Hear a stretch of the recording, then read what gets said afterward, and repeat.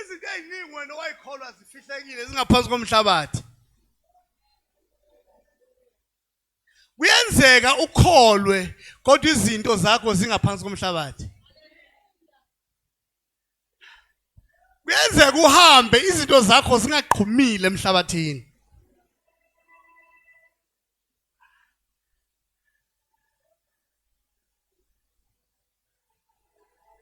Uyabona ingakho uNkulunkulu ethi ngilinge ngalokhu ubone ukuthi angiyuvula amawindi ezulu. Ngithulula isibusiso kongaphezulu kokwaneleyo ngoba amawindi ezulu ayakwazi ukuvaleka. Ingabikho imvula. Ube umzalwane ophila under the closed heavens. Ube umzalwane onto zakhe zivalelwe imvula yasezulwini ungakazi uyiexperience. Uma kukhona into ongayithandazela phekwezito zonke, thandazela ukuthi imvula yasezulwini uma inetha abanye nawe inetha impilo yakho ngoba phakathi kwempilo yakho khona izinto engakaqhumi eziyoqhunyiswa imvula.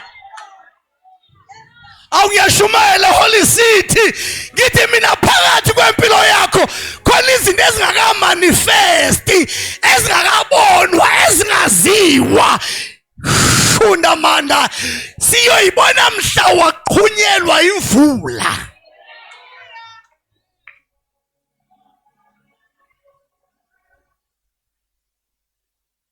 Ukukhuluma njengomprofeti wasendulo. Cela ukukhuluma njengomprofeti hayi abaprofeti bamanje kodwa cela ukukhuluma njengomprofeti wasendulo othi I see the cloud lincane liyaphakama eduzane kolwandle. Hamba utshela uHabi ukuthi akabophele amahashi akhe because it's gonna rain. Kade sinesomiso, kade sifa,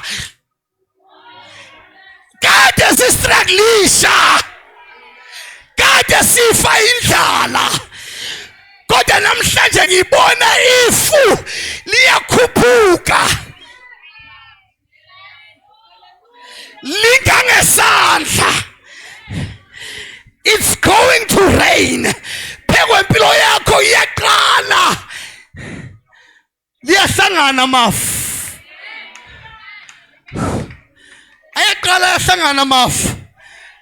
Kade sesikholiwe isikhathi eside sihlekwa yizwe. Licabanga izwe ukuthi sifana nabo kanti asifani nabo, singabantu bemvula.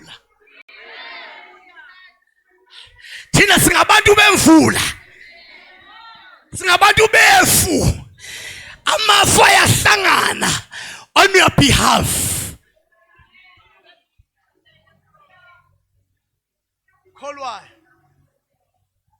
Okholwayo uyakhuluma. Okholwayo ubona ama results.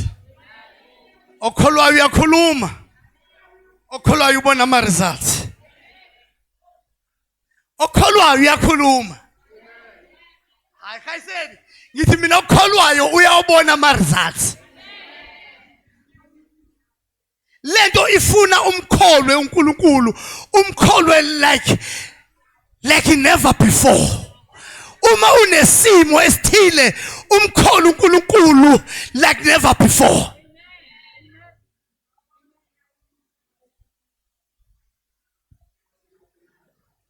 Uyabona ngiyahlanya uma ngifunda iBhayibheli. Ngibona amadoda amkholwayo uNkulunkulu.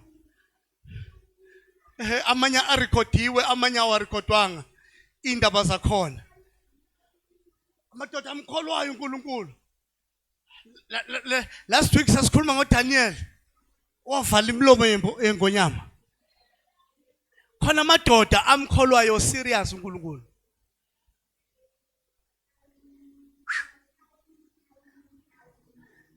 Memlukane unalibana abamkholwa kaniti mudimu. And nathi ngiphuma ngifuna siphume la namhlanje sazi ukuthi sizonqoba ngokholo. Nothing else but faith. Nothing else but our faith. Ngifuna siphume la simkholwa uNkulunkulu. I'm pushing you to the level of believing God, of having faith in God.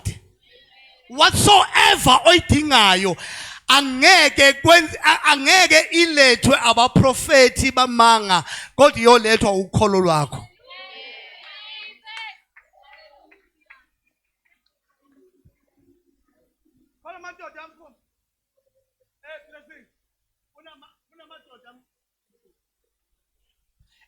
Enye yayo igama layo kwakuJoshua.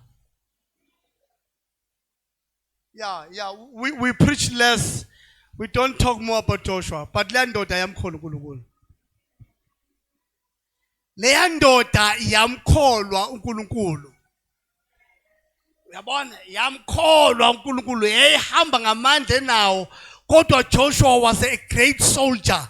Elalimkholwa uNkulunkulu. uJoshua uma elida ibandla likaIsrael ehamba enqoba izizwe ngezizwe eyongena eKhanani, kunesizwe esasarenda before afike.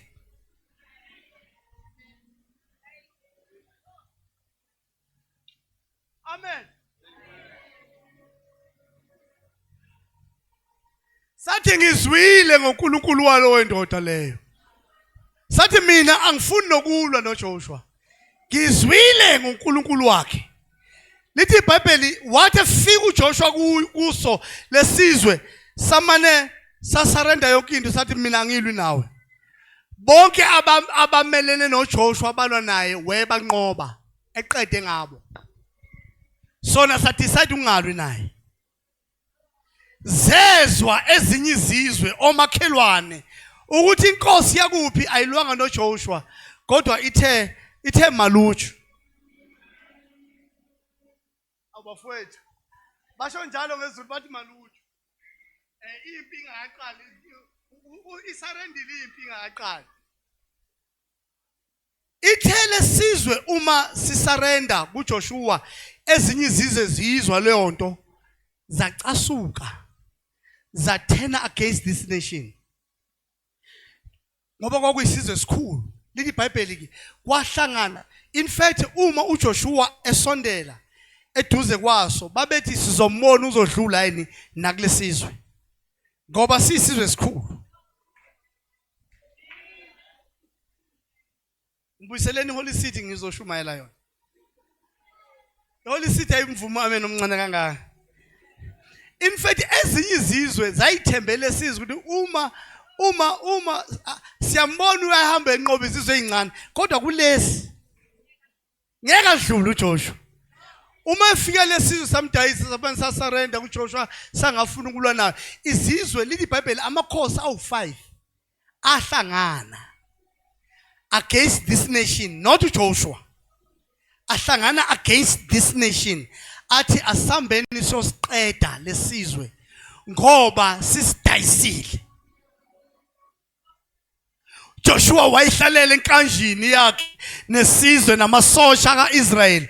Izizwe eziwu5 zaphuma zayo attack lesizwe. Zathi mayifika kulesizwe sithi siyaphuma kukhona amakhosi awu5 neyinqola namasoja. Yo sabona ukuthi sisenkingeni la. First sabhala incwadi sayithumela kuJoshua sathi amakhosi awu5 ayisihlanu amakhosi asefikile la ukuzolwa nathi.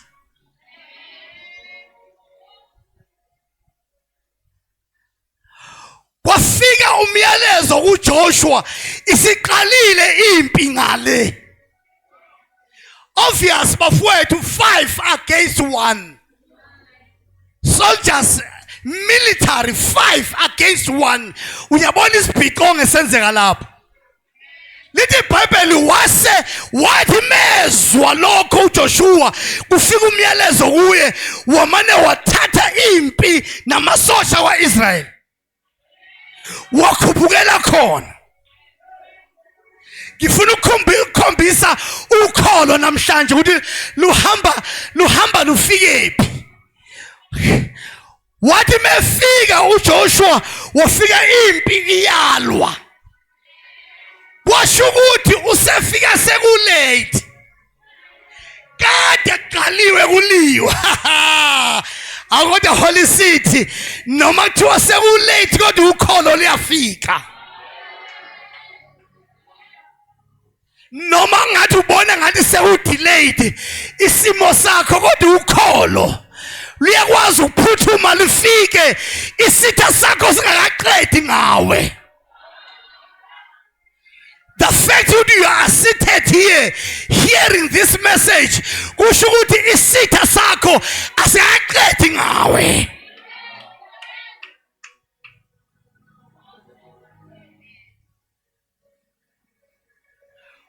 Yale yafika lento eUJoshua wafika isikhathi sesambili wafika wangena empini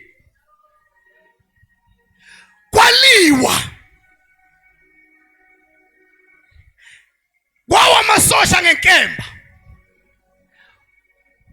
wathi mephakamisa amehlo uJoshua ebuka isikhathi yo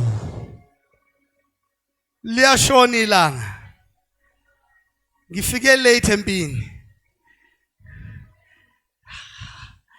liyashona ilanga bathi ngezulu seliyoyilahla kunina sekuqhamuka amathunzi kusho ukuthi 6 labo 6:30 uma kusehlobo kusho ukuthi 7 ilanga seliyashona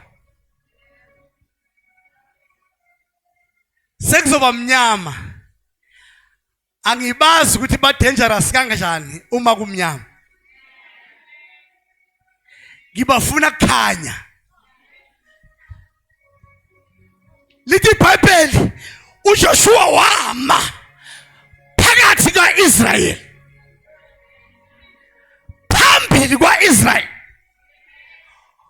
Joshua chapter 10 verse 15 lithi iBhayibheli uJoshua wama phambi kwaIsrael wayeseyathandaza.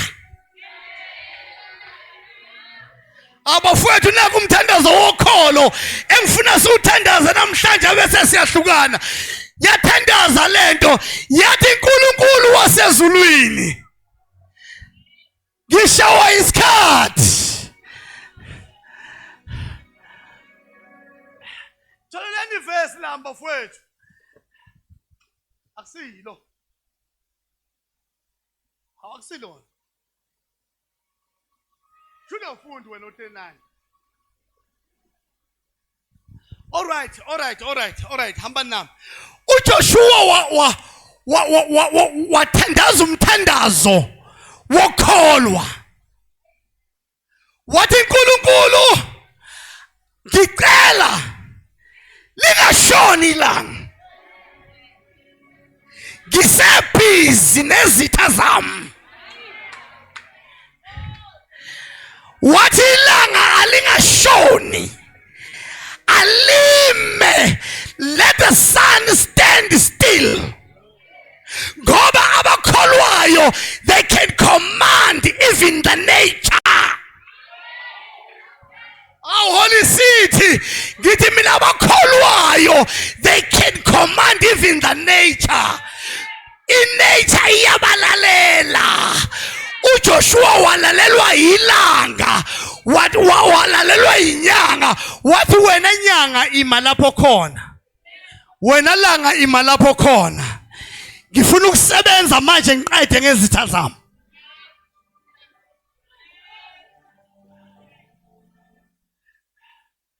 Joshua prayed to the Lord in front of all the people of Israel and said, let the sun stand still.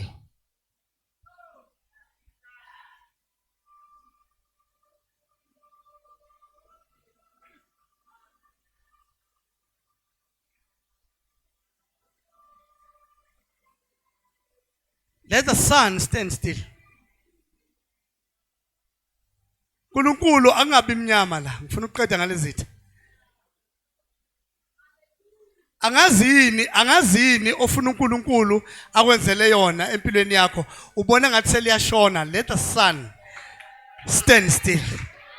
Sengiyathandaza angazini obona ngathi usushiwe isikhathi nabantu nontanga yakho bayitshela ukuthi usu out of season.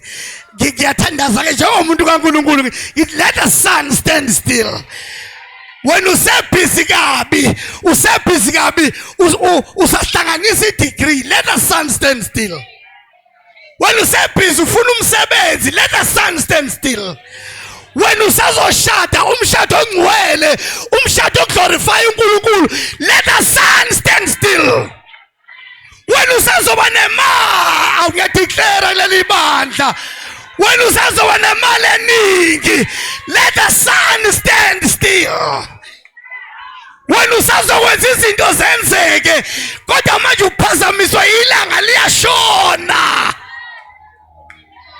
When usazokwenza imangaliso ezowaziwa emhlabeni wonke uphazanyiswa isikhathi, ubona ngathi ilanga liyashona, let the sun stand still on your behalf.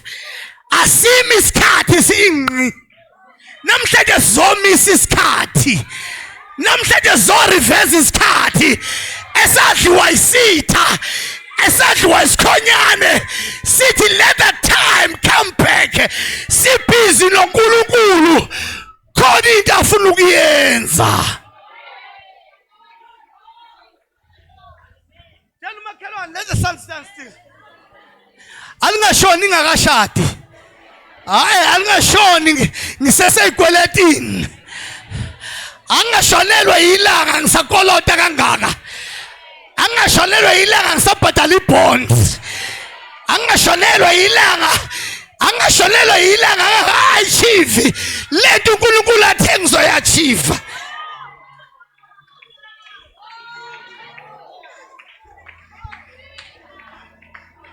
Namhlanje siphefumula umoya ka stand still, siphefumula umoya ka stand still.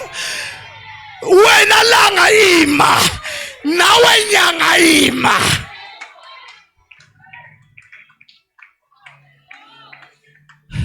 Babafowethu, mama ngiyacabanga ukuthi lapha ya kwakukhona ama scientist empini ka Joshua. Yayinabantu abarizinayo, yabona abarizina nkofu, ngoba faith does not want people who reason too much. Lapha kukhona abantu abarizinayo shenge, bathi mana mfundisi lo mthandazo wakho awukho appropriate. Kahle itisikhumbuze thina ngoba siyayazi i-science ne-geography sifundile esikoleni. Akusilona ilanga elihambayo.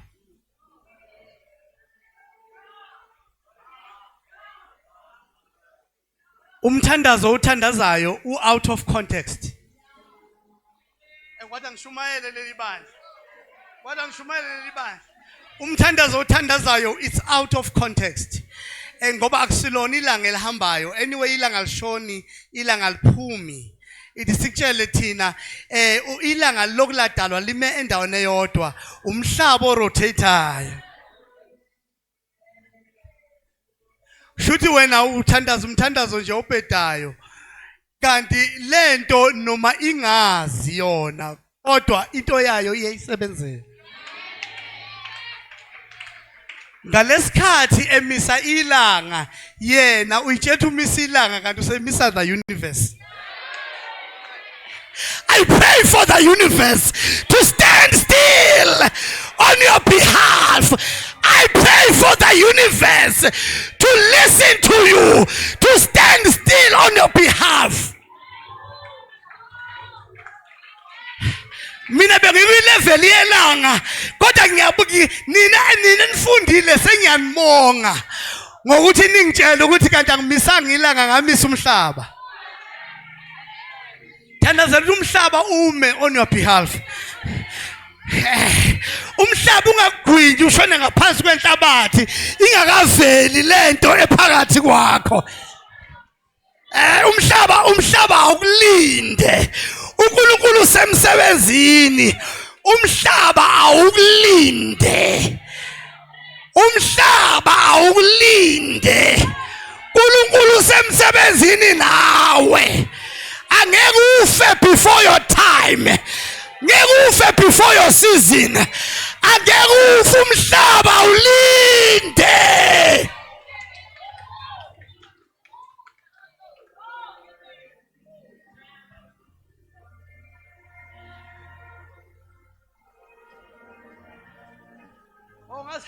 Ngaze ngayishumayela into. Uyabona nje njengoba ngishumayela nje ngivumelana namazulu. Mina ngisemhlabeni. Ngithi umhlaba awulinde. Umele the manifestations of the sons. Kukhona ukwambulwa nokubonakaliswa kwamadodana kaNkulunkulu.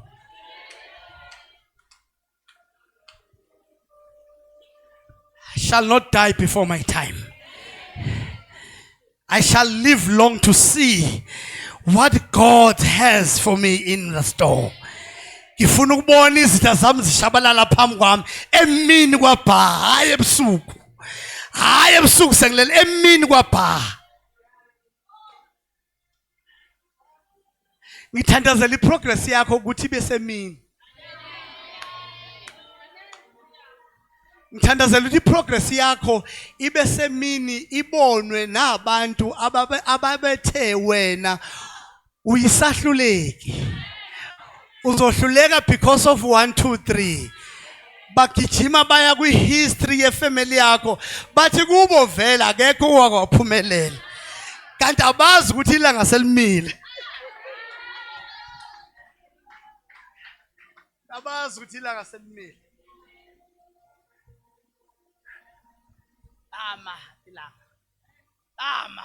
Lama.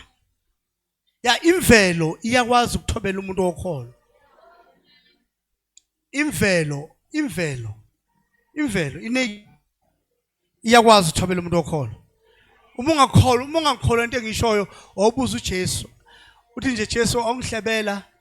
Kwenzakalani mhla uwela nabafundi bakho uthi siya ngaphesheya? Awuthi Jesu hayi mina ngalala phela. Angazi kwenzakalani, ngalala. Esikepeni ngafike ngalala. Ngangikhathele. Sengizwa ngabafundi bethi kwavuka umoya omkhulu. Ngoba abantu befaith bayalala la abanye beyalusa khona.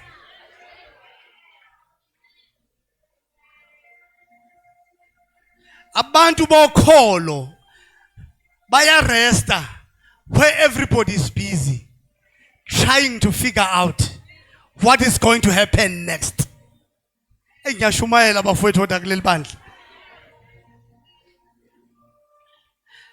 Ngizwa ngabo mina ukuthi kwavuka isiphepho esikhulu. Uma kuvuka isiphepho bamiyeka nje esalele. Kwaba inkinga uma amanzi eseqala ungena ngaphakathi. Amanzi asymbolize i-distraction. You cannot rest when the water is inside. Ungawubekezelela umoya. Kodwa once the storm has entered the boat, angeke ukwazi ukuresta. Bakhipha amamophu. Bamopha amanzi. Bamopha amanzi bacabanga ukuthi kuzoba right, kwaba right isikhashana. Kodwa kwasho ukuthi umoya awuyekile ukushaya ngaphandle. Aqhubeka amanzi angena ngaphakathi. What situation whereby izinto zakho usabathe uyahlanganisa ayilungi.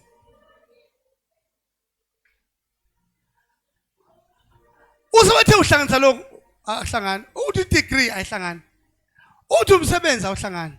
Uthi ekhaya. Uyazi leyo era sibiza ngeera yokungenelwa amanzi endlini.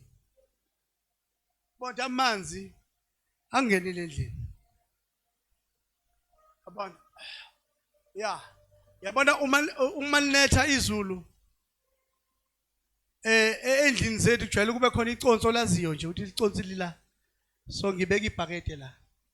Kodwa inkinga when lina ngamandla lingasangeni licotho laziyo imvula imani ingena yonke indawo.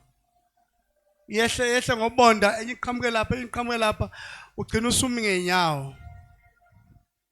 Awu nina phela nisuke emakhaya nisuke lokushini. Thina sesilale nje siyimele ngeenyawo.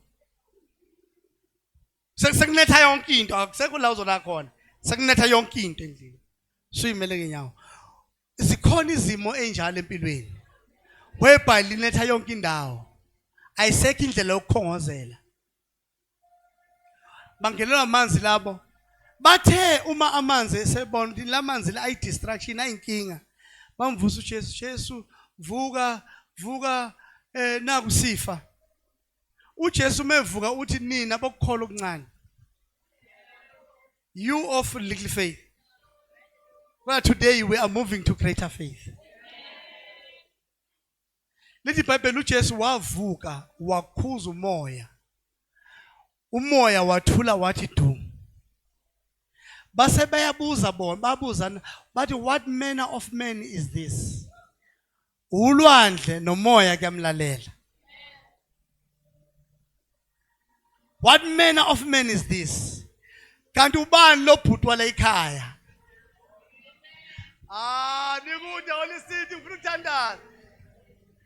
Ngithi mina bazobuza ukuthi lo bhutwa la ekhaya kanti ovuka njalo athandaze uhlobo luni lomuntu. Ngoba lo waqala ukuthandaza umoya namanzi kamlalela. Hloboni kamakoti lena ozogana la ekhaya. Izinto kade zibheda like lokwangena yena nje ngathi umoya uyamlalela.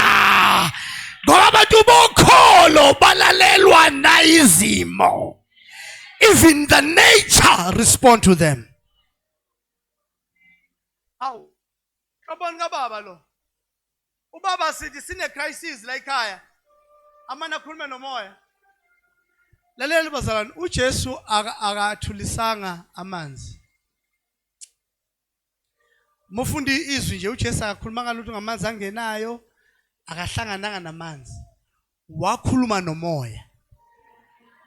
Ngoba umoya wa misbehavior waze wathembara ngamanzi.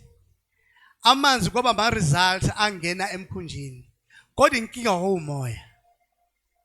Ingakho uma unesimo esithize musulokhu ikhathaza ngamanzi. Musulokhu mopha ekhaya lakho. Qondana nomoya.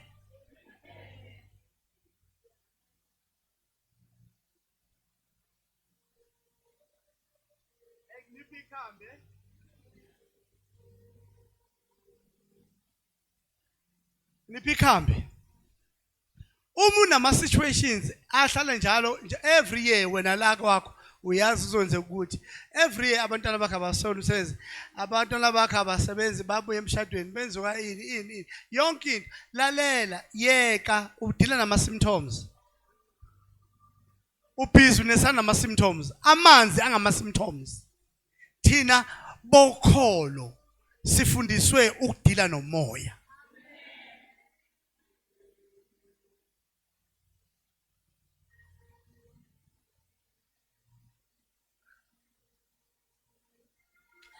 The disciples were amazed. Who?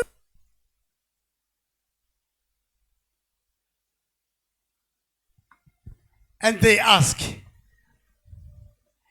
even the winds and waves obey him.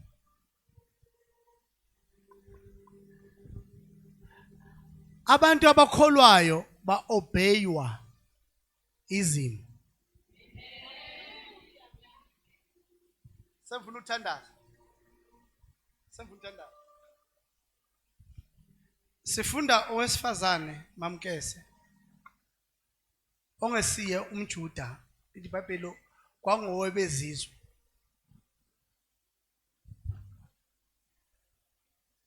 Umthandaza.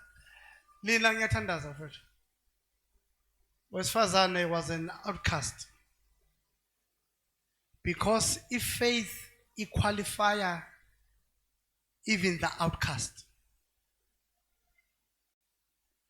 Uma unokholo uyithola ungena kwi-lineage ka-Abraham. You are blessed coming in and blessed going out. You are blessed in the city. The work of your hands are blessed. Yonke into ethintayo iyabusiseka. Uma umuntu okholo qualifya into ongayideserve. Lo wesifazane wathola into angaqondene nayo. Naye futhi uyazi. Wahamba waya kuJesu wathi, "Hey, nginenkinga. Indodakazi yami is tormented by demons." Akukho ukuthula ekhaya. Yabona ungcono ube nenkinga eyodwa kodwa being tormented by demons something else. Sengizamile yonke into akulungi lutho akuhlangani lutho because it torment yamademoni. Yabona. IBhayibheli lo wesifazane bamshayisa ngomoya. Bamziba. Bafundi bakhe mthethe okwamancane uthule. Wathi awukahle kancane. Usibangela isicelo. Lalela ntombazane mawufunda le scripture uyabona ukuthi ku contention la. Uma ufunda iscripture le Matthew 15 uyabona ukuthi lana ke this time ku contention between abafundi bakaJesu na these women. Secondly, itension eyinkulu yayiphakathi kaJesu nalo wesifazane. Ufuna ukuthandaza sondelani bazalwane. Lo wesifazane akekho umuntu oyima-accepta ngisho na uJesu uqobo. uJesu umephendula wesifazane esela umuntu wesifazane indodakazi yami yagula. Wathi wemuntu wesifazane angikwazi ukuthatha isinkwa sabantwana ngisinika izinja. That is very harsh, my sister. That is very harsh. That is the harshest statement ever.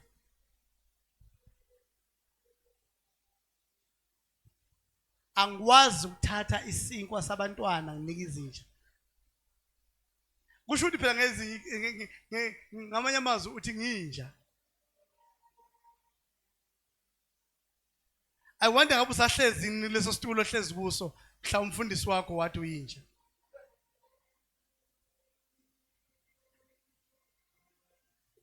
Angazi ngabe usumuva amasonto amangaki mhla umfundisi athi nje angikwazi ukuthatha into abantwana bami nginikeza izinja. Uyayizwa intumela kanjani lento? Uyayizwa ukuthi ayihlali kahle. I mean wawuzobuya the following week ngomhla ka-31 ngelanga le-first fruit. Wawuzobuya i-man of God yakhona ithe hayi phela angikwazi ukwenzela uthatha isinkwa sabantwana ngezinja erifera kuwe. Kodwa ifaith yalomuntu wesifazane wathi ke wenkosi phela nezinja ziyaphaphatha zingaphansi kwetafula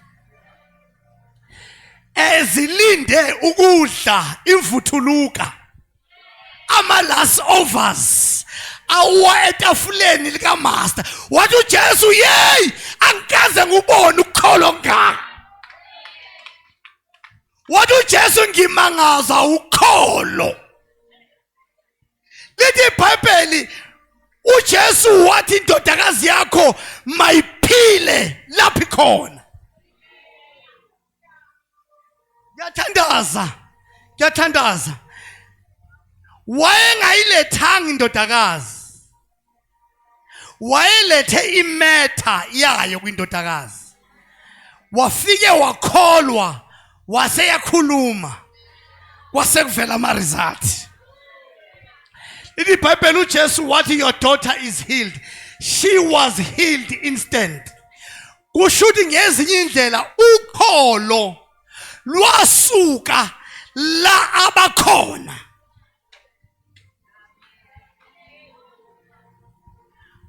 Ifaith isihlangane namazwi kaJesu yasuka endaweni laba khona yaya endaweni yesigameko. Yaya la agula khona intombazane. Intombazane yayingekho uma kwenzeka le commotion kodwa ya benefita ngenxa yokholo. Khona izimo zethu ezingekho la eHoly City esishiye emakhaya ezobenefita ngokholo lwethu. Ukholo lwaba nenyawo. Ukholo lwaba nenyawo. Lwahamba imfula nemfudlana lawela laze lafika la intombazane khona egula khona. Lafika egate lavula igate. Ukholo lafike lanqonqoza endlini la ilele khona. Layibamba intombazane lithi iBhayibheli yaphila. Ngoba ukholo siyakholwa bese siyakhuluma.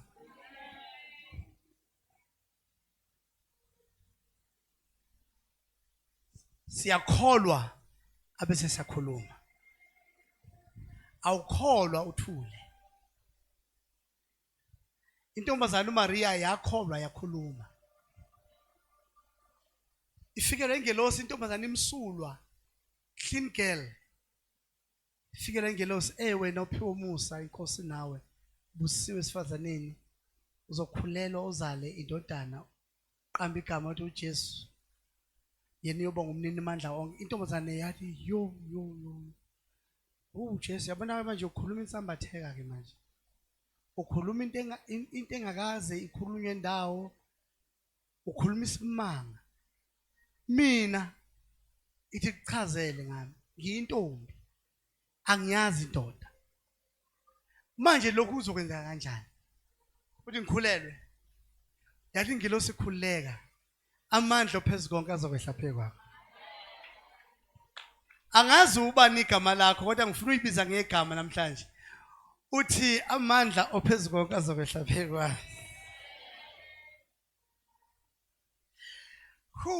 Amandla ophezukonke azokwehla phezu ozokuzala sothi ungcwele. uJesu waxoxa nengelosi simuzwa ingelosi isithi uMaria sibuza uMaria esithi let it be unto me according to your word. May God bless you.